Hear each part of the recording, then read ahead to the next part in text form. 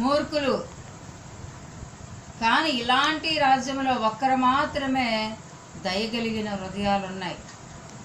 వాళ్ళే అని వీళ్ళను చూపించి వీళ్ళకి ముగ్గురికి కూడా ఆహారం లేదు. వారి ముగ్గురికి కూడా ఆహారం లేదు. వారు ఆకలితో ఉన్నారు, అల్లాడిపోతే చిన్నపిల్ల కూడా. ఆ చిన్నపిల్ల ఆకలిని ఏడుస్తూ ఉంటే ఆ చిన్నపిల్ల కూడా మరి ఆ తల్లిదండ్రుల మాటకి సహకరించి ఆ పెద్ద ఆయనకి భోజనం పెట్టండి అని వాళ్ళకు ఉన్నది వారికి పొదువుగా ఉన్న ఆహారాన్ని తెచ్చి మరి నాకు ఆ బీదవాడికి ఆహారం ఇచ్చారు. వారికి లేని స్థితిలో కూడా ఇచ్చారు. వారు దయాగుణం కలిగిన వారు. కాబట్టి నేను నా రాజ్యములో సగ భాగాన్ని వారికి ఇచ్చి నా ఆస్తులో వాళ్ళని వాసన చేస్తూ ఉన్నానని రాజు అమలు చేశాడనమాట.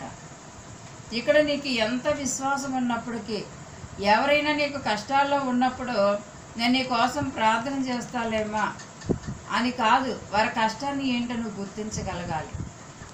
వారి కష్టం ఏంటో నువ్వు గుర్తించగలగాలి. గుర్తించి నువ్వేం చేయాలి? క్రియలు చూపించాలి.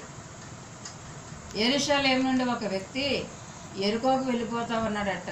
వెళ్ళిపోతూ ఉంటే ఆయనను దొంగలు మధ్యదారులు ఏం చేశారంటే ఆయన కొట్టి మరి గాయాలు పాలు చేసి ఆయన మీద ఉన్న వస్త్రాలు తీసుకొని పారిపోయారు. రక్తమడుగుల దెబ్బలతో రోడ్డు మార్గంలో పడిపోయారు. ఒక యాజకుడు వెళ్ళాడట, దైవభక్తి కలిగిన వాడు వెళ్ళిపోతూ ఆయన చూసి ఆడేదో అంటరాని వాడు, ఆడ దెబ్బలతో పడి ఉన్నాడు, ఆడేదో ఎదపని చేసి ఉంటాడు, అందుకే ఎవరో బాగా కొట్టారు, బాగా సిదగమట్టారు, ఆడితో మనకు పని ఉందని తెప్పించుకొని పోయాడట. లేవిడు వెళ్ళాడట, ఆలదే పరిస్థితి, జాలి కనికరం లేదు. కానీ ఒక సమరయుడు వెళ్ళాడు. ఆ సమరయుడు చూసి ఆ గాయాలతో పడి ఉన్నవాడి మీద క్రియ చూపించాడు. అయ్యో, ఎవరో వ్యక్తి రోడ్డు మార్గంలో దెబ్బల చేత శరీరం అంతా రక్తము కారుతూ వస్త్రహీనుడై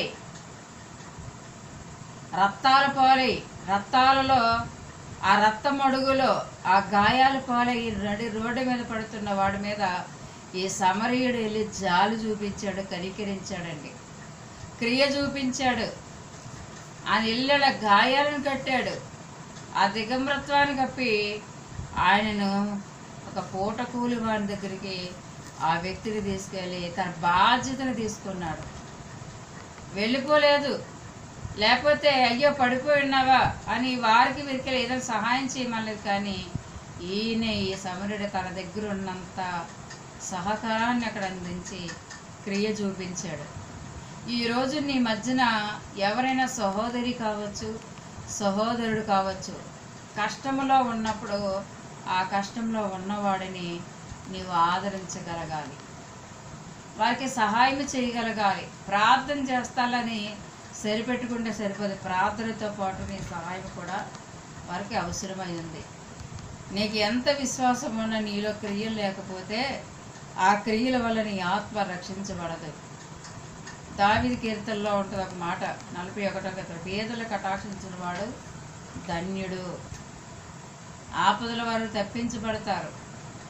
నువ్వు ఇతరుల్ని కనికరించాలి, ఇతరుల మీద జాలి కలిగి ఉండాలి, ఇతరులకి సహాయం చేసే రీతిగా నువ్వు ఉండాలి.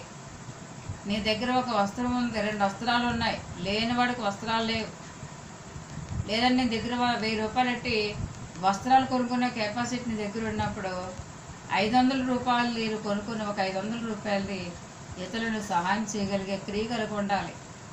విశ్వాసం ఉంటే సరిపోదు, విశ్వాసంతో పాటు క్రియ కూడా నీలో కలిగి ఉండాలి.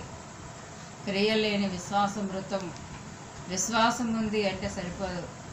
అబ్రాహాముకు విశ్వాసంతో పాటు క్రియలు ఉన్నాయి.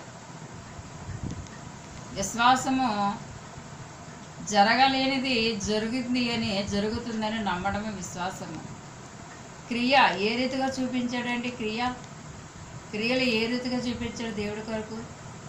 అబ్రహాము అని ఒక్కగాని ఒక కుమారుని నాకు బలి ఇమ్మన్నప్పుడు క్రియ చూపించాడండి. అదేంటి ప్రభా, నేను అడిగాను బిడ్డనిమ్మని, ఎవరో ఒకరు పెంచుకుంటాను అన్నాను అంటే వద్దు నీకే ఇస్తానని ఇచ్చావు, ఇచ్చినట్టు ఇచ్చి ఇప్పుడు తీసేసుకుంటానంటే ఎలాగవుతుంది? ఒక్కగాని ఒక బిడ్డ, లేక లేక పుట్టిన బిడ్డ, ప్రేమతో చూసుకుంటానన్న బిడ్డని ఇప్పుడు బలిచ్చివ్వండి ఎలా? ఇది అసలు ఇది ఎలాగా? ఇది సాధ్యమేనా? ఇది ఒక తండ్రిగా ఈ పని అసలు చేయగలగనా అని ఎక్కడా ప్రశ్నించలేదు. కానీ అబ్రహాము క్రియను చూపించాడు.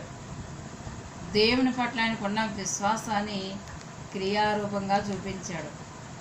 ఇషాకుని తీసుకొని వెళ్ళాడు దేవుడు చెప్పిన దగ్గరికి. క్రియ చూపించాడు. ఆగరుంది. ఆగర శరీరానుసారమైన భార్య, ఆత్మ సంబంధమైన భార్య కాదు. దేవుని ప్రణాళికలో లేనిది ఆగరు.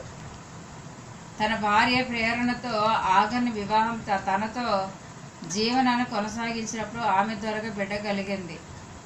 భార్యాభర్తల మధ్య వివాదాలు జరుగుతూ ఉన్న సారా వల్ల.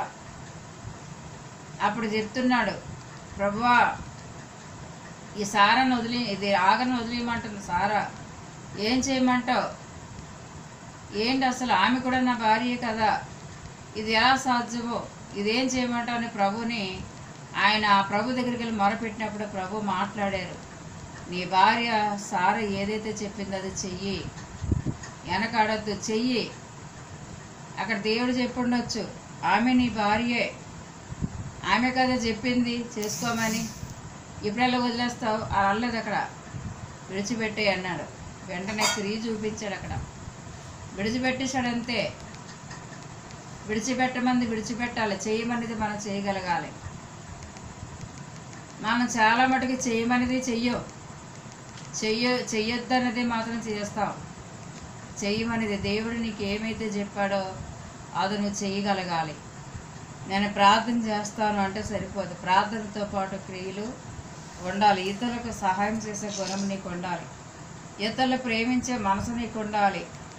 మనుషులు కష్టాల్లో ఉంటే ఆదుకునే మనసు నీకు ఉండాలి. ఇదే క్రియ. సమాధానముగా వెల్లుడి, చలి కాచుకునుడి, తృప్తి పొందండి అని చెప్పిన ఎడల ఏమి ప్రయోజనము? అలాగే విశ్వాసము క్రియలు లేనిదైతే అది ఒంటిగా ఉండి మృతమైనను. అయితే ఒకడు, నీకు విశ్వాసం ఉన్నది, నాకు క్రియలు ఉన్నవి, క్రియలు లేకుండా నీ విశ్వాసము నాకు కనుపరచుము, నేను నా క్రియల చేత నా విశ్వాసమును నీకు కనుపరుతుని చెప్పును. దేవుడు ఒక్కడే అని నీవు నమ్ముచున్నావు. అలాగూ నమ్ముట మంచిదే. దయ్యములు నమ్మి వణుకుచున్నాయి. అంటే దేవుడు ఉన్నాడని దయ్యాలు కూడా నమ్ముతున్నాయి కదా. మరి దేవుడు ఉన్నాడని నమ్మితే సరిపోదు, ఆ నమ్మకంతో పాటు నీలో క్రియలు ఉండాలి. ఇతరులకు సహాయం చేసే గుణం ఉండాలి. నీలో ఉన్న చెడు లక్షణాలు విడిచిపెట్టుకునే క్రియలు కూడా నీకు ఉండాలి.